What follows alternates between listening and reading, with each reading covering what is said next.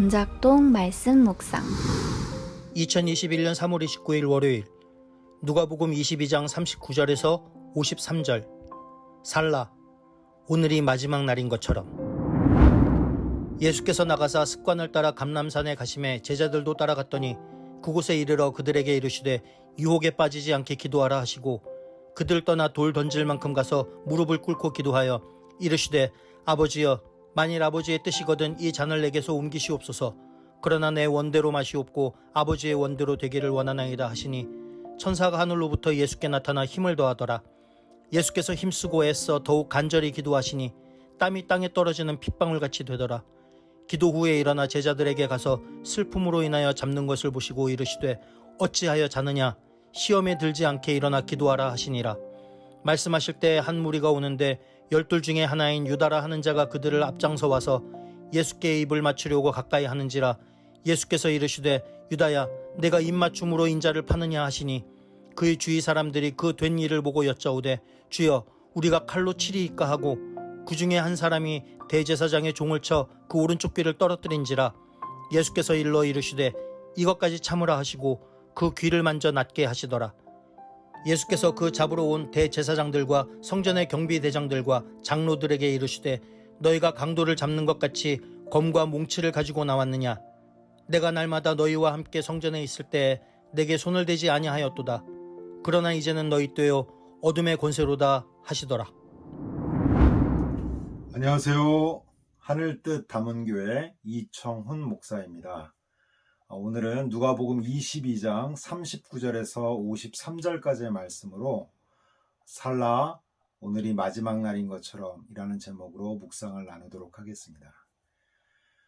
오늘 제목인 살라 오늘이 마지막 날인 것처럼 이라는 구절은요, 알프레드 디 수자의 사랑하라 한 번도 상처받지 않은 것처럼 중에 나오는 마지막 구절입니다. 이 시의 저자인 미국의 시인인 수자는 6살 때 소아마비로 또 18살 때 열차사고로 하반신 마비가 옵니다. 8차례 척추수술과 다리를 절단해야 되는 고통을 잊기 위해 몰핀 중독과 싸워야 했고요. 결국은 감당하기 힘든 생을 살다가 47세에 삶을 마감하게 됩니다. 불꽃같이 살아간 여류 시인 수자의 삶 속에서 나온 글이라 그 깊이가 더 깊게 느껴지는 것 같습니다. 언제 마지막일지 모르는 인생이었기 때문에 하루하루를 마지막처럼 지냈다는 이 시를 통해서 참 많은 것을 생각하게 하는 것 같습니다. 예수님께서도 처음부터 십자가의 죽으심으로 구원을 이루시기 위해 이 땅에 오셨습니다. 실제로도 광야에서 시험 받으시고 요단강에서 세례 받으신 이후에 공생애가 시작되었는데 이 공생애가 시작되는 시점서부터 마지막 그 공생애를 마칠 때까지 예수님은 끊임없이 종교 지도자들에 의해서 죽음을 위협받아 왔고 시간이 갈수록 그 수위가 높아져 가는 것을 느끼면서 지내오셨습니다. 예수님도 어떤 면에서 시한부 인생을 살아오신 것이나 진배 없습니다. 오늘 나눔의 제목과 같이 오늘이 마지막 날인 것처럼 살아오신 것입니다. 이제 공생의 끝자락에 이르러 마지막 일주일이 되자 예수님은 이제 얼마 남지 않았다라는 것을 직감하셨을 것입니다. 그래서 제자들에게 유혹에 빠지지 않도록 기도하라고 말씀하십니다. 이것은 어쩌면 자기 자신에게도 하시는 말씀이셨을 겁니다. 예수님은 하나님의 구원을 이루시기 위해 이 땅에 오셨습니다. 그 절정에는 십자가의 죽음이 있었고요. 그러나 그 십자가의 고통이 얼마나 대단한 것인지를 우리 예수님은 아셨기 때문에 십자가를 피하고 싶으셨을 것입니다. 그래서 오늘 이렇게 기도하십니다. 42절에 아버지여 만일 아버지의 뜻이거든 이 잔을 내게서 옮기시옵소서. 그러나 예수님은 이것이 마지막일지 모르는데 마지막 순간에 이 일을 피할 수는 없으셨습니다. 그래서 바로 이어서 42절 같은 절에 보면 하반절에 그러나 내 원대로 맛이 없고 아버지의 원대로 되기를 원한다고 기도하십니다. 그리고 이 기도를 얼마나 간절하게 하셨는지 땀이 땅에 떨어지는 핏방울같이 되었다라고 기록되어 있습니다. 마지막일지 모르는 이 순간에 예수님께서 얼마나 최선을 다해 임하고 계시는지를 보여주고 있는 것입니다.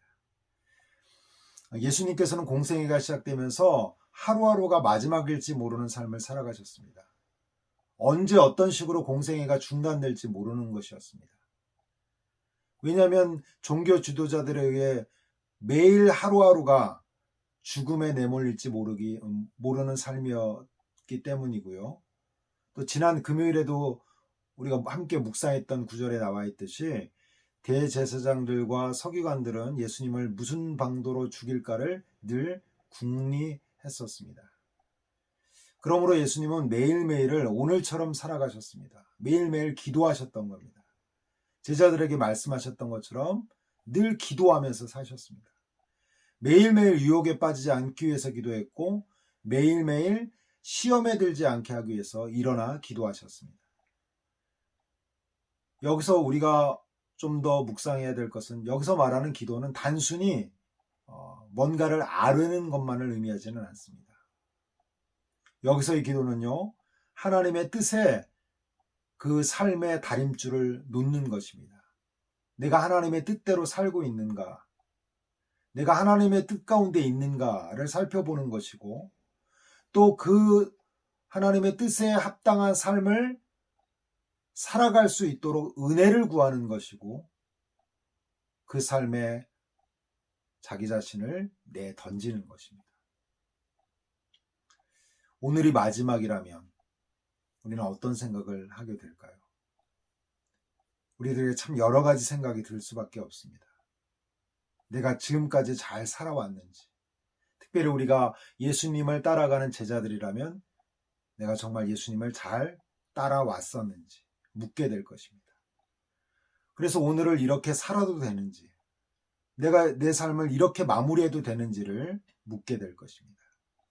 이런 질문 앞에 서게 될 때 예수님께서 우리들에게 들려주시는 권면은 오늘 본문에 2번이나 나오는 것처럼 유혹에 빠지지 않도록 기도하는 것이고 시험에 들지 않도록 기도하는 것입니다. 기도하는 것은 앞서 의미를 살펴보았습니다. 무엇보다도 우리의 모든 삶의 주권을 하나님께 드리는 것입니다. 하나님께서 그 삶을 살아갈 수 있도록 힘을 주시도록 하나님께 소원하는 것입니다. 이 삶은 내가 살 수 있는 삶이 아니기에 하나님께서 살아갈 수 있도록 힘 주시기를 소원하는 것입니다. 여러분, 오늘 본문은요, 그와 함께 그럼 기도하지 않으면 어떻게 되는지를 분명하게 보여줍니다. 그럼 기도하지 않으면 어떻게 됩니까? 유다처럼 예수님을 붙잡으러 가는 그 대열에 합류하여서 예수님께 입맞추는 자가 되는 것이고 예수님이 붙들려 가도록 돕는 자가 되고 말아버리는 것이고, 또 한 가지는 예수님을 붙잡으려고 하는 그 대제사장의 종의 귀를 칼로 자르는 행동을 하게 되는 것입니다. 이 2가지 모습은 다 예수님이 구원을 이루시는 일에 방해되는 모습이고 그 일을 이루지 못하도록 하는 제자들이라면 결코 해서는 안 되는 행동을 하게 되는, 마지막에 가서 스스로가 제자가 아닌 것을 증명하게 되는 삶을 살게 된다는 것입니다. 우리가 잘 알다시피 예수님이 고난을 마지막 때에 당하게 되자 예수님과 함께 공생애 3년 동안 함께했던 수많은 기적들을 보았고 예수님의 가르침 가운데 있었던 제자들, 그들 중 10명은 도망갔고 1명은 부인했고 1명은 배신하게 되는 것입니다. 그래서 오늘 우리에게는 매 순간순간이 마지막이라는 생각으로 진지하게 하나님 앞에 서 있어야 될 필요를 느끼게 되는 것입니다. 그래서 우리들에게 오는 하루가 마지막일지 모른다는 인식은 매우 중요합니다. 매일매일을 마지막처럼 매일매일을 기도하면서 살아갈 때에 우리가 하나님 앞에서 마땅히 살아가야 될 삶을, 예수님을 따라가는 제자로서의 삶을 살아갈 수 있게 될 것이고, 그것이 우리의 정체성임을 나타내게 될 것입니다. 이런 은혜가 모든 하늘 가족들 가운데 있기를 주의 이름으로 축원을 드립니다. 기도하겠습니다. 하나님 감사합니다. 오늘 우리에게 하루하루를 내게 주어진 마지막 날처럼 기도하면서 하나님의 뜻 가운데 살아갈 수 있는 은혜를 우리에게 허락하여 주옵소서. 감사하고 예수님의 이름으로 기도합니다. 아멘.